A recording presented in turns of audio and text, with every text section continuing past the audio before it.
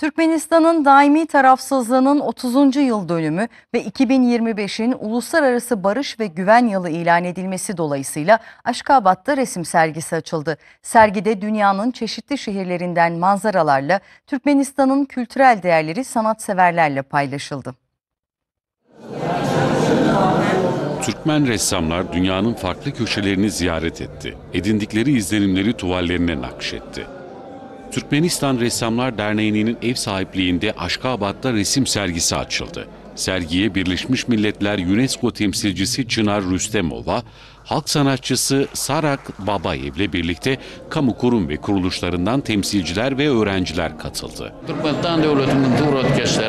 Bu sergi Türkmenistan'ın tarafsızlık politikası, bağımsızlığı ve uluslararası barış ve güven yılı kapsamında düzenlenmiştir. Türkmenistan'ın tarafsızlık statüsü 185 devlet tarafından tanınmıştır.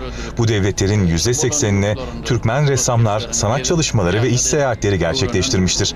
Ressamlarımız gittikleri ülkelerin kültürünü ve sanatını tanıma fırsatı bulmuş ve bu eserler ortaya çıkmıştır.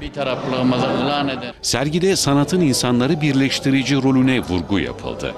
Türkiye, Fransa, İtalya ve Özbekistan'dan muhteşem manzaraları yansıtan tuvaller ziyaretçilerin beğenisine sunuldu.